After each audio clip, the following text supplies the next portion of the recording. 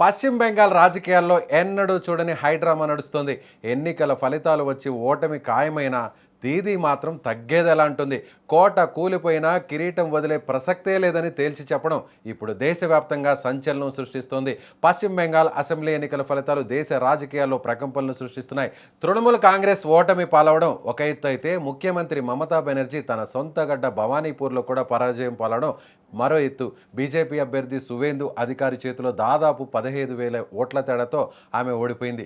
గతంలో నందిగ్రామ్లో దెబ్బ కొట్టిన సువేందు ఇప్పుడు దీది కంచుకోటలోనే ఆమెను మట్టి కరిపించాడు. అయితే ఈ పరాజయాన్ని మమత అస్సలు జీర్ణించుకోలేకపోతుంది.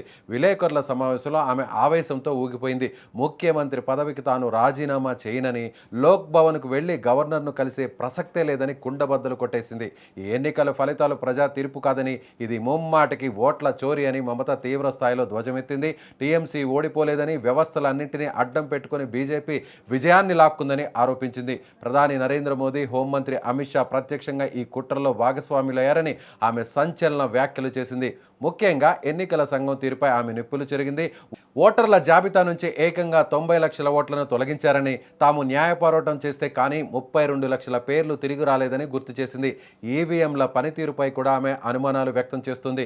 ఓటింగ్ ముగిసిన తర్వాత కూడా ఈవీఎంలు 90% ఛార్జింగ్తో ఎలా ఉన్నాయని ఆమె ప్రశ్నించింది. బెంగాల్ ప్రజల పాలిట కేంద్ర ఎన్నికల కమిషనర్ జ్ఞానేష్ కుమార్ ఒక విలన్లా వ్యవహరించారని మమత ఆరోపిస్తోంది. ఎన్నికలకు ముందే తమ పార్టీ నేతలను అరెస్టు చేయడం, ఐఏఎస్, ఐపీఎస్ అధికారులను బదిలీ చేయడం ద్వారా బీజేపీ మార్గం సుగమం చేసిందని మండిపడింది. తమకు రావాల్సిన 100 సీట్లను బలవంతంగా లాగేసుకున్నారని ఆమె ఇప్పుడు ఆవేదన వ్యక్తం చేస్తున్నారు. తన సుదీర్ఘ రాజకీయ జీవితంలో ఇలాంటి ఎన్నికలను ఎప్పుడూ చూడలేదని, ఇది ప్రజాస్వామ్యానికే గండమని దీదీ హెచ్చరిస్తోంది. పదవి ఇవ్వనని మారం చేస్తున్న మమత తీరుతో బెంగాల్లో రాజ్యాంగ సంక్షోభం తలెత్తేలా కనిపిస్తోంది. ఓటమిని అంగీకరించని దీదీ తదుపరి అడుగు ఎటువైపు ఉంటుందనే ఇప్పుడు టెన్షన్ అందరిలోనూ కొనసాగుతుంది. మరి మీకేమనిపిస్తుంది?